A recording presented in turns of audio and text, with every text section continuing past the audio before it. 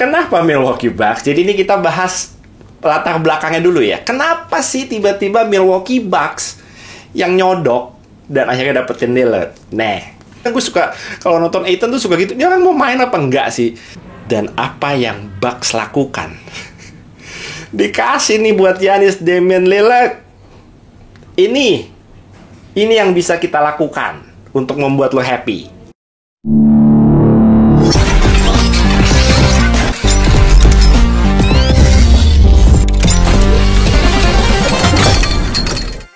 Ngobrol NBA episode 84. Guys, ini sudah hari Jumat nih. Jam-jam nanggung nih, jam 5, jam 6 harusnya sudah pulang kantor. Tapi rasanya minggu ini akan kurang lengkap kalau gue tidak membuat satu episode khusus yang membahas tentang trade, blockbuster trade, shocking trade. Gue pun shock pada saat itu. Jam 1:30 pagi handphone gue bunyi tangtung. Gue bilang ini ada watch bom apa lagi nih pagi-pagi begini. Gue lihat Damian Lillard, woi, ke Miami enggak, ke Toronto enggak juga, ke Milwaukee Bucks. Gokil. Ya namanya orang udah ngantuk ya, baca gitu langsung seger, melek lagi sampai jam 5 lah. Gue nggak tidur, nggak bisa tidur tuh. Gue bacain semua trade detailnya, breakdownnya seperti apa, plus minusnya seperti apa, reaksi orang-orang seperti apa. Gokil men, 1:30 pagi, wah gokil. Oke, jadi episode kali ini gue membahas spesifik tentang trade antara Milwaukee Bucks. Ada 3 tim ya yang terlibat ya. Ada Milwaukee Bucks, ada Portland of course, ada Phoenix Suns, menjadi tim ketiga yang akhirnya bisa membuat trade ini bisa terjadi. Gokil. Teman-teman pasti sudah tahu breakdown trade-nya seperti apa. Phoenix dapat apa, Milwaukee Bucks dapat apa, Portland Trail Blazers juga dapat apa dengan melepas seorang Damian Lillard. Itu pasti udah baca semua. Tapi gue mau mengkhususkan untuk membahas plus dan minusnya untuk masing-masing tim. Untuk Portland seperti apa, untuk Milwaukee Bucks seperti apa, untuk Phoenix Suns juga seperti apa. Plus minusnya, siapa yang menang, siapa yang diuntungkan, siapa yang tidak diuntungkan, akan gue bahas. Tidak terlalu detail gimana banget, tapi garis besarnya aja. Makanya hari ini gue pakai kaosnya ini nih. Atau kelihatan apa nggak? Greek God, untuk menghormati Giannis. Gue lagi seneng banget hari ini, lagi good mood banget karena sampel kaosnya untuk Nikola Jokic. Ini gue ada di tangan gue. Ini sampel kaosnya Nikola Jokic yang artikel terbarunya Triple Overtime Thriller. Asli, hasilnya keren banget. Gue tuh tipikal orang yang perfeksionis banget kan ya. Mungkin teman-teman udah banyak yang tahu, perfeksionis banget. Gue kalau bikin kaos tuh sampai benar-benar hasilnya perfect, gue nggak mau gitu kalau nggak perfect. Jadi akhirnya buat ada beberapa kemarin yang pre-booknya hampir 100 orang ya. Ini udah benar-benar terbaik, man. Gila, detailnya dapet banget. Ini gokil, luar biasa. Seneng banget gue, hasil udah bagus. Mudah-mudahan minggu depan udah bisa kita shipping, kirim ke teman-teman semua yang sudah pre-book kemarin. Gokil, kalian pasti happy banget dapat kaosnya. Untuk yang belum punya kaos-kaosnya Triple Overtime Thriller, linknya gue taruh di baris pertama deskripsi video ini. Jadi abis nonton video ini, klik link di baris pertama, karena di situ kalian bisa menemukan semua koleksi kaos-kaosnya Triple Overtime Thriller. Banyak yang lagi sold out memang, tapi mungkin ada juga yang cocok, yang masih ada stoknya. Oke? Segitu aja promosinya. Oke, balik lagi ke trade yang tadi. Kenapa? Gue mungkin membahas dulu kenapa sekarang waktu yang tepat untuk Blazers. Setelah berbulan-bulan tidak menemukan kesepakatan dengan Miami Heat, tarik ulur. Tahu nggak sih? Di awal dulu ketika pembicaraan antara Miami Heat dan juga Portland itu mulai terjadi seputar Damian Lillard, itu Portland tuh mintanya kalau nggak Jimmy Butler, Bam Adebayo. Dari situ aja mungkin Miami Heat udah mikir bahwa ini orang nggak serius nih, ini orang ngejek nih namanya nih, ngejek namanya. Ya akhirnya berbulan-bulan nggak pernah menemukan kesepakatan. Akhirnya muncul nama Toronto Raptors di beberapa hari terakhir untuk berminat juga sama Lillard. Tapi Lillard ngapain sih ke Toronto tuh? Ngapain? Dia mau ngapain di Toronto? Gue udah mikir bahwa enggak sih, kayaknya kalau Toronto kayaknya tetap ke Miami Heat gitu. Sooner or later kayaknya tetap ke Miami Heat. Tiba-tiba, as we know, akhirnya ke Milwaukee Bucks. Kenapa waktunya sekarang? Karena tanggal 2 Oktober which is tinggal kurang dari seminggu lagi lah ya. Seminggu lagi itu training camp udah akan dimulai ya. Training camp udah akan dimulai.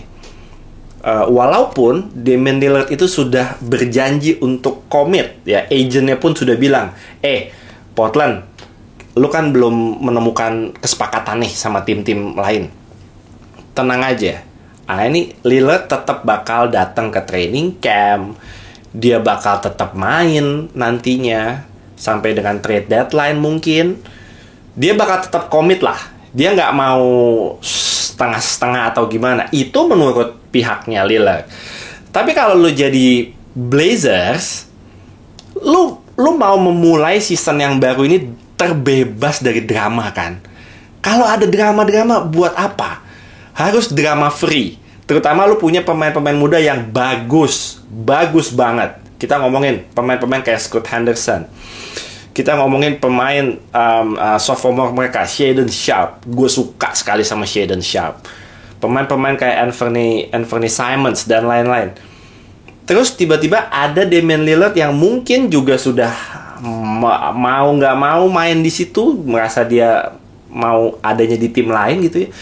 Lu sebagai Portland mungkin nggak mau mengambil resiko apapun. Ya sudah, sebelum training camp dimulai minggu depan, kita lepas Damian Lillard ke manapun yang memberikan penawaran terbaik. Akhirnya Milwaukee Bucks datang sebagai penawar untuk Damian Lillard. Kenapa Milwaukee Bucks? Jadi ini kita bahas latar belakangnya dulu ya. Kenapa sih tiba-tiba Milwaukee Bucks yang nyodok dan akhirnya dapetin Lillard? Nah, di tahun 2020, ketika Giannis itu akan bisa mendapatkan perpanjangan kontrak ya, kontrak extension di tahun 2020, Giannis sempat membuat statement. Dia bilang bahwa dia masih ragu apakah dia akan terus perpanjang kontrak di Milwaukee Bucks. Kenapa dia ragu? Karena mungkin waktu itu dia kalah di playoff juga fail lagi dan lagi. Dia ragu apakah ini Milwaukee Bucks serius untuk bisa meraih gelar juara.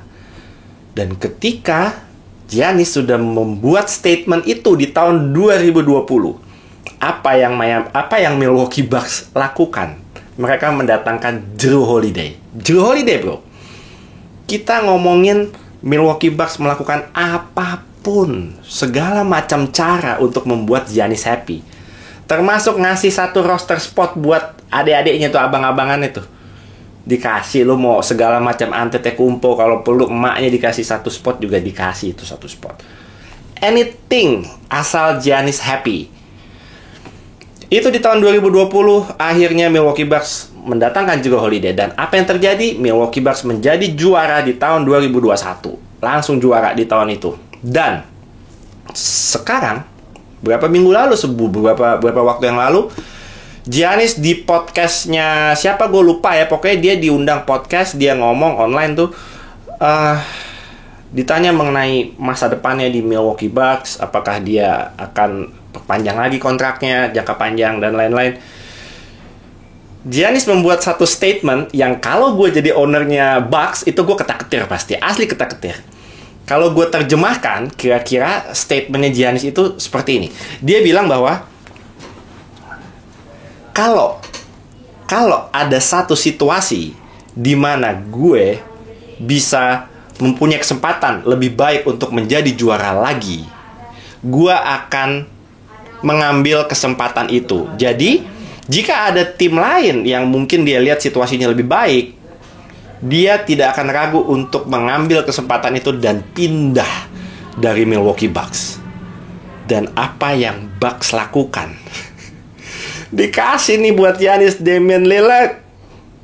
Ini yang bisa kita lakukan untuk membuat lo happy. Gua kasih Damian Lillard, walaupun harus mengorbankan seorang Jrue Holiday. Tapi inilah usaha Milwaukee Bucks untuk membuat Giannis happy. At least kalau musim ini, musim besok dan musim berikutnya Milwaukee Bucks tidak jadi juara, at least ini bukan kesalahan dari manajemen, ini bukan kesalahan dari tim. Karena Mereka sudah berusaha semaksimal mungkin untuk mendatangkan pemain superstar untuk bisa nemenin Giannis.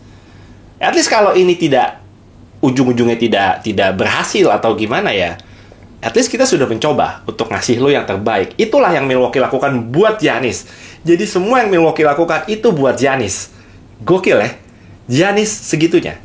Ya tapi come on man, kenyataannya adalah kalau tidak ada Giannis di situ, siapa sih yang mau main buat Milwaukee Bucks? Siapa free agent superstar yang mau main buat Milwaukee Bucks?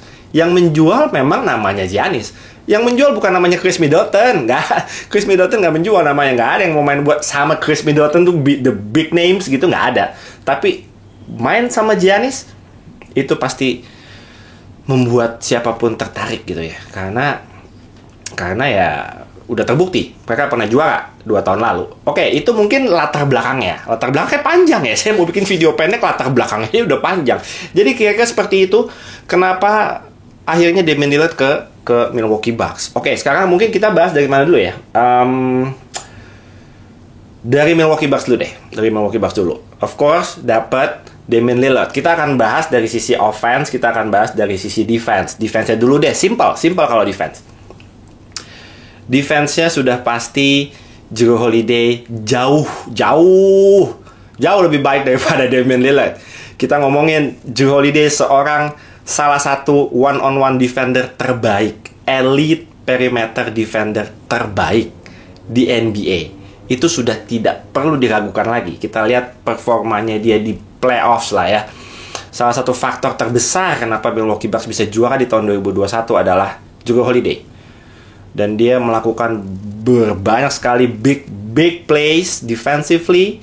Melawan siapa? Melawan Devin Booker dan lain-lain. Udah teruji lah Jrue Holiday. Defense-nya pasti kebobolan karena bukan cuma kehilangan Jrue Holiday. Jrue Holiday itu sangat-sangat penting, tapi ada Grayson Allen juga Milwaukee Bucks kehilangan dalam paket trade ini. Tapi Grayson Allen kita kesampingkan dulu lah. Jrue Holiday of course defense-nya sudah tidak diragukan lagi. Itu yang tidak dimiliki oleh seorang Damian Lillard defense-nya. Tapi apakah Jrue Holiday sebagus itu offense-nya? Kita harus lihat. Dia musim kemarin, 2 musim lalu ya, offense-nya tidak terlalu membuat lawan terintimidasi. Dan Jrue Holiday tidak memiliki gravity level seperti Damian Lillard. Itu jauh lah, jauh. Itu ngomongin offense ya. Jadi udah selesai ya defense ya. Memang defense-nya pasti kebobolan. Dapat Lillard tidak akan mengangkat defense-nya. Oke, defense selesai. Offense-nya man. Kita kalau ngomongin offense-nya Milwaukee Bucks ya, dengan adanya Damian Lillard, ini bakal meng-create problem yang luar biasa buat tim-tim yang akan berhadapan dengan Milwaukee Bucks. Ya, lu coba lihat ya. Kita ngomong musim lalu deh. Musim lalu itu Lillard ya di Portland itu rata-rata 3 point percobaan tembakan 3 angkanya itu per game itu 11 kali. 11 kali. Dan walaupun percobaan tembakannya itu segambreng banyaknya 11 kali, dia masih punya catatan akurasi itu 37%. Untuk seseorang yang menembak 11 kali dengan akurasi 37% itu gila. Dan dalam setiap game, Lillard itu paling tidak minimal average-nya adalah 9 free throw attempt per game. Jadi dia cuma bukan sekedar nembak-nembak dari jarak jauh, enggak. Dia benar-benar tetap agresif attack ke dalam. Itulah kehebatan seorang Damian Lillard yang ada datanya bahwa dia adalah pull up shooter kedua terbaik sepanjang sejarah setelah Stephen Curry.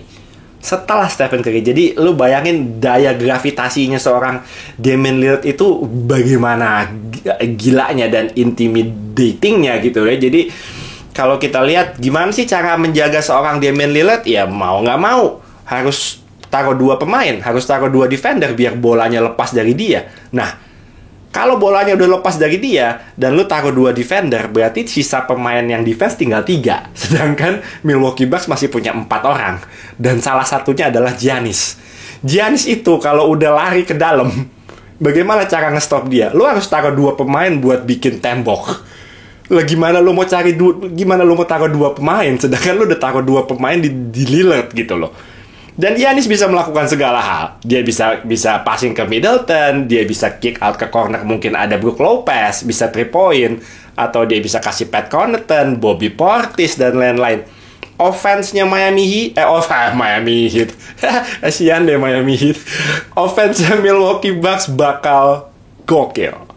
Ini bakal memberikan satu dimensi baru ke offense-nya Milwaukee Bucks yang sangat-sangat menarik untuk kita nantikan. Bagaimana mereka bisa flow offense itu nanti akan berjalan dengan pemain sekaliber Damian Lillard dan Giannis Antetokounmpo dalam satu lapangan bareng. Itu gokil. Walaupun ya pelatihnya baru, udah bukan coach Bud lagi, tapi Adrian Griffin walaupun pelatih baru, tapi dia karirnya di kepelatihan ya, as an assistant coach itu udah belasan tahun gitu. Kita tahu 5 season terakhir dia sama Toronto Raptors as an assistant coach. Dan kita tahu Toronto Raptors itu salah satu tim yang punya defense terbaik, paling tidak top 10 lah di NBA dengan adanya Adrian Griffin. Sebelumnya pernah di OKC 2 tahun, 2016 sampai 2018. Adrian Griffin juga pernah di OKC juga. Dan Adrian Griffin itu jago mendevelop pemain-pemain muda. Jago kayak misalnya kemarin Scottie Barnes gitu ya, Rookie of the Year misalnya. Atau pemain-pemain muda lain lah di OKC misalnya.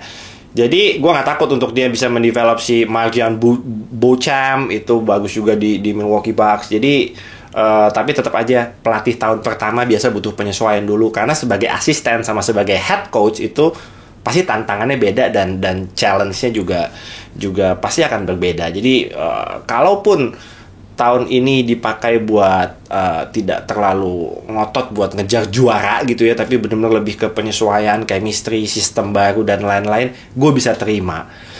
Tapi paling tidak semua toolsnya sudah gila sih men. Milwaukee Bucks toolsnya udah gokil menurut gue. Ya kita ngomongin dari tadi Dame dan Giannis, kita ngomongin masih ada Brook Lopez, kita ngomongin masih ada Chris Middleton yang arguably adalah one of the best mid-range shooter di NBA. 3 level scorer juga, bisa 3 point juga. Catch and shoot-nya juga gokil. Jadi yang gue suka dari trade ini untuk Milwaukee Bucks adalah ketika game lagi ketat, misalnya di fourth quarter gitu ya. Kemarin mungkin yang ditakutkan lawan, Milwaukee Bucks paling ngapain sih? Paling ke Chris Middleton atau mungkin Giannis coba attack ke dalam dan lain-lain. Sekarang ada Damian Lillard gitu loh. Paling tidak itu menimbulkan fear factor. Fear factor mah bukan.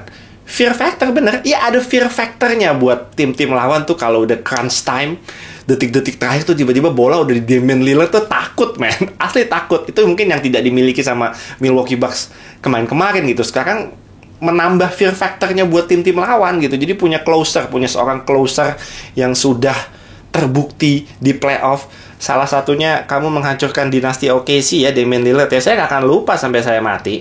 Saya gak akan lupa Damian Lillard membumi hanguskan OKC saya di playoff. Jadi it's a win lah buat Milwaukee Bucks ya. It's a win. Walaupun again ada satu poin tadi catatan defense-nya mungkin agak sedikit keteteran di perimeternya. Tapi gue selalu menganggap 2 defender terbaik di Milwaukee Bucks masih ada kok sekarang. Giannis masih ada. Brook Lopez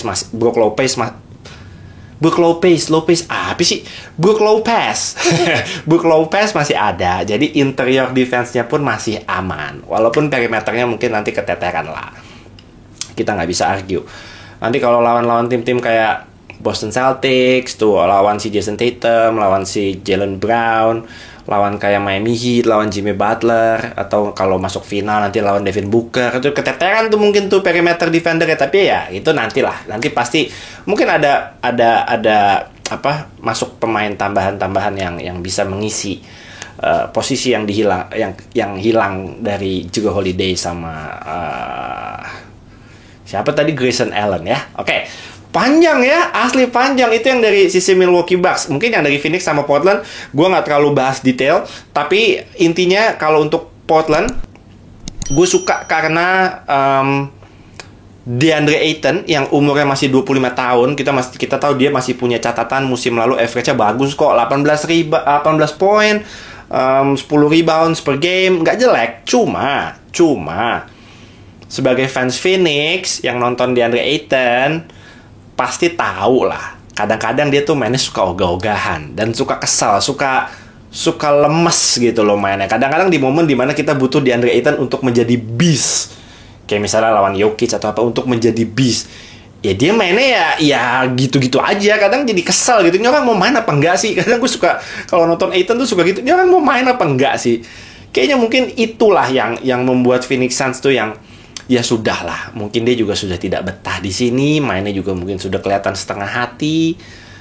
Mungkin dia juga bete, nggak terlalu dapat banyak bola, nggak terlalu banyak kesempatan untuk nyetak angka karena bolanya ke KD, ke Booker dan lainnya. Ya udah, pindahin aja. Sekarang sudah di Portland, main sama pemain-pemain muda, Shaedon Sharpe, Scoot Henderson, Anthony Simons dan lain-lain. Senang pasti dia, happy, yakin gue. DeAndre Ayton di Blazers pasti akan lebih happy karena pertama, beban dan apa, ekspektasi orang juga nggak setinggi ketika dia masih di Phoenix Suns. Terus dia mungkin akan lebih banyak dapat touches, kesempatan untuk nyetak angka. Kalau catatan average-nya mungkin 18 poin per game di Phoenix Suns musim lalu, mungkin musim ini bisa naik sampai 22-23 poin per game, itu mungkin aja. Jadi I'm happy buat DeAndre Ayton, buat Portland terutama, mendapatkan pemain yang lebih muda, big man yang lebih muda, yang versatile, punya footwork bagus. Mudah-mudahan nggak ogah-ogahan lagi mainnya ya di Portland ya, DeAndre Ayton. Mudah-mudahan, man. Udah enak nih mainnya sama pemain-pemain muda yang seumuran lah ya. Kalau buat Jrue Holiday, senangnya gue buat Portland adalah Jrue Holiday menurut gue akan memulai season ini mungkin tidak memakai jersey Portland. Alias, sepertinya dia akan di-trade lagi. Ngapain juga dia di Portland ya? Ngapain gitu. Jadi, pasti dia akan berusaha untuk dipindahkan ke tim-tim contender lainnya yang membutuhkan Jrue Holiday. Dan banyak banget yang akan suka sama Jrue Holiday. Ibaratnya lu punya dua pemain yang tersedia yang bisa lo ambil. Pertama ada James Harden, yang kedua ada Jrue Holiday. Pasti peminatnya akan lebih banyak ke Jrue Holiday. Kenapa? Karena Jrue Holiday itu bisa masuk ke sistem manapun menurut gue. Tim-tim contender manapun ada Jrue Holiday. Pasti bro, pasti bisa langsung nyetel ada Jrue Holiday. Tidak segampang itu ketika lo mendapatkan Harden. Sulit untuk bisa menyetel dengan sistem yang sudah ada ketika tiba-tiba Harden masuk. Tapi kalau Jrue Holiday yang masuk, smooth man. Adaptasinya pasti smooth. Dan dia untuk bermanuver di pick and roll lawan, itu menurut gue sangat-sangat salah satu yang terbaik di NBA gitu. Karena ketika kemarin di Milwaukee Bucks juga kan Brook Lopez mainnya drop coverage mulu, itu yang jagain di depannya dia udah pasti Jrue Holiday. Kalau dia nggak bisa bermanuver, dia nggak bisa ngikutin gitu ya, nggak bisa ngelawan semua screennya, nggak akan bagus itu Milwaukee Bucks. Nah itu Jrue Holiday kemarin impactnya gede banget di situ. Jadi akan gampang sekali untuk mencari trade partner buat Jrue Holiday nantinya untuk Portland. Jadi itu poin penting buat Portland. Yang satu lagi adalah draft pick di tahun 2029. Portland dapat tuh first rounder dari Milwaukee Bucks. Itu dapat. Walaupun 2029 masih lama, dan first round pick namanya juga masih lama, jadi harus dilihat time frame-nya. 2029 itu masih 6 tahun dari sekarang. Tapi Milwaukee Bucks di 2029 itu bisa saja jauh sudah menurun daripada sekarang. Giannis juga udah tua, Chris Middleton udah tua, Brook Lopez udah tua, mungkin juga udah nggak ada yang di Milwaukee Bucks juga. Jadi optimisnya adalah untuk Portland adalah di 2029 Milwaukee Bucks sudah berkutat di papan bawah, dan ada kemungkinan first round-nya itu adalah high lottery pick atas gitu ya untuk Portland. Jadi itu aset yang sangat-sangat penting untuk Portland. Jadi it's a win juga buat Portland. Keren Portland. Yang terakhir Phoenix Suns ini kalau menurut gue gini. Yang pertama tadi gue udah ceritain sedikit tentang DeAndre Ayton. Yang kedua, Jusuf Nurkic itu nilai kontraknya lebih murah daripada DeAndre Ayton. Jadi untuk secara duit-duitan Phoenix akan punya duit-duitan yang lebih fleksibel lah untuk nanti mempertahankan si Devin Booker, KD, dan si siapa yang baru, Bradley Beal gitu ya. Jadi mendatangkan Nurkic itu pasti akan menciptakan satu financial flexibility lah sedikit untuk Phoenix Suns gitu ya. Tapi most importantly buat Phoenix Suns adalah mereka butuh pemain yang lebih fit menurut gue, lebih fit di sistemnya Phoenix Suns. Kenapa Jusuf Nurkic lebih fit? Walaupun secara talent, secara skill mungkin kita bisa argue DeAndre Ayton lebih baik. Kita bisa argue lah. Gue bisa bilang Jusuf Nurkic lebih bagus dalam hal-hal tertentu, DeAndre Ayton lebih bagus dalam hal-hal yang lain gitu. Tapi ngomongin Jusuf Nurkic, satu hal yang sangat underrated dari Jusuf Nurkic itu adalah passing game-nya. Cara dia ngoper-ngoper umpan-umpan itu menurut gue salah satu yang ajaib. Karena dia ya namanya pemain Eropa, Bosnian Beast ya sebutannya.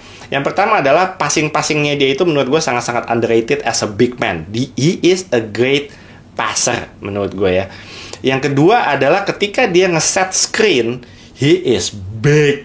Dia benar-benar gede, man. Jadi kalau dia nge-set screen tuh menurut gue gokil, man. Kalau udah Jusuf Nurkic tuh gila. Dan itu lebih fit di sistemnya Phoenix Suns menurut gue.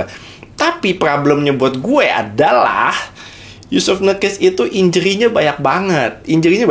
Kayak beberapa musim terakhir tuh dia cuma bermain total setengah game dari total yang sebenarnya bisa dia mainkan. Itu mostly karena cedera.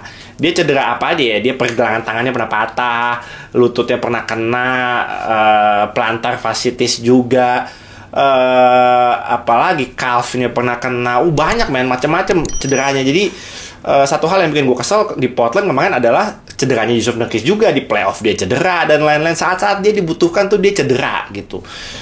Jadi itu yang gue takutkan, yang resikonya juga gede untuk Phoenix Suns adalah seberapa durability-nya si Nurkic ini bisa terus dijaga di Phoenix Suns gitu. Karena setelah injury after injury, surgery after surgery, menurut gue mobilitasnya dia, pergerakannya dia juga nggak sebagus sebelum dia injury. Sebelum dia injury gila, man. Keren, Jusuf Nurkic gila, keren banget. Oke, itu mungkin yang bisa gue sampaikan buat Phoenix Suns. Overall, gue melihat ini lebih ke soal fit sih. Jusuf Nurkic lebih fit aja mungkin ke sistemnya Phoenix Suns, dan he is a better distributor. Dia mempunyai passing game yang underrated. Dia lebih punya feel ke gamenya, menurut gue lebih bagus dalam membuat decision yang menurut gue akan impactnya lebih kerasa pentingnya nanti kalau udah di playoff. Dia merupakan screener yang bagus juga, sangat bagus malah. Ya nanti kita lihat lah, resikonya pasti ada. Resiko cederanya tadi gue bahas, resikonya pasti ada. Tapi kalau ngomongin fit, ya lebih fit aja sih menurut gue buat Phoenix Suns. Dan dapat Grayson Allen juga. Grayson Allen biar bagaimanapun ya he is a great rotation players ya, role player ya, rotation player yang bagus lah di tim manapun. Hasilnya bagus.